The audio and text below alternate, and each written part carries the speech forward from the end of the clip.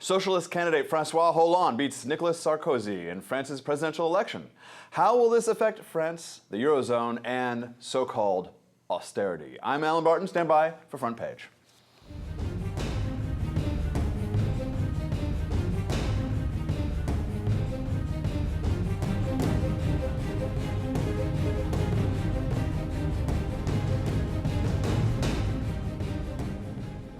Joining me in studio, Don Watkins, a fellow at the Ayn Rand Center for Individual Rights, and Terry Jones, associate editor for Investors Business Daily. All right, Terry, we'll start with you. Not a surprising result here, I think, but what's going to happen here, because you had Germany and France with Merkel and Sarkozy sort of aligned on so-called austerity, which we talked about last week is not really austerity.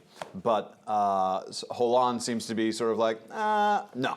I think we just increase spending and increase taxes to 70%. Yeah, from about 35%. The top rate will go from about 35 or 38% to over 70%. Right, and that clearly will fix it. Mm-hmm. So yeah, what do you want to? Slam dunk.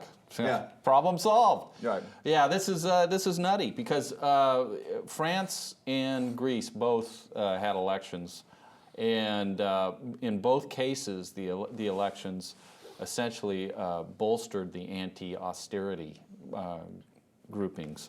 And so what's clear coming out of these elections is that what appeared to be a consensus that they needed to stop spending at the very minimum is now broken down. And that means that there are going to be two sides to Europe right now. There's going to be one side that thinks that spending more and taxing more is the way out, and the other side that's going to think, well, we've got to deregulate and we've got to cut spending. Mm-hmm. And that might be irreconcilable, and it might result in an EU breakup.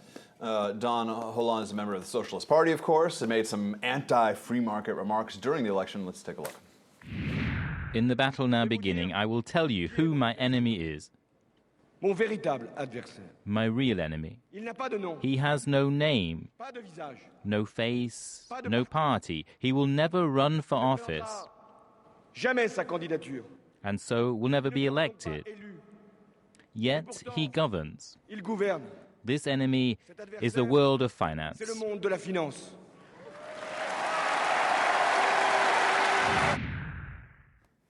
What do you think? So, finance has been probably the most demonized industry in history. I mean, you can go back 2,000 years, and the money lenders, the money changers, these people were all regarded as kind of the representatives of greed, immorality, materialism, and so they're always used as a scapegoat for anybody who wants to move the blame away from their pet. And if your view is we want to protect this idea that the government should be running the economy and running our lives, what better than to blame everything on the bankers? But the fact is, the only reason... And to blame nameless bankers. They're out there. They have no name. Well, but they'll that's never put important. themselves out there. I mean, what a classic technique to demonize a... The whole thing is it's not an understood industry, which is why it's so easy to demonize. If you really understood that these people are determining where capital goes in the economy, and that determines how rich people get, how prosperous, what kind of new technologies we get. If you realize that that is such an incredibly productive and important part of the economy, it's much harder to demonize. But it is faceless, it is hard to understand, and so they get away with it.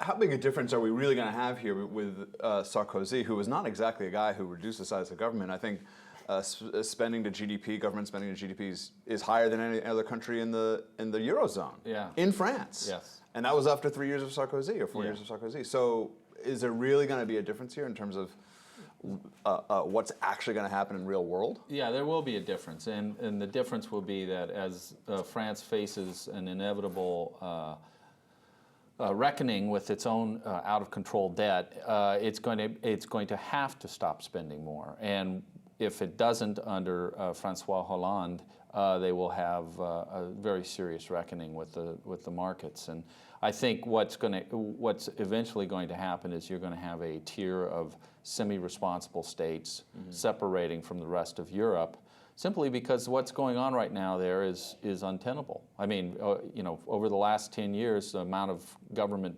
spending as a share of GDP has increased. Their total spending has increased by 63%. These are all the governments in the EU. And they seem to think that not being able to spend whatever they want is a form of austerity. It's not. Actually cutting programs, actually getting rid of union control of your economy, freeing up your labor markets, those are things that need to be done, and they're not doing them.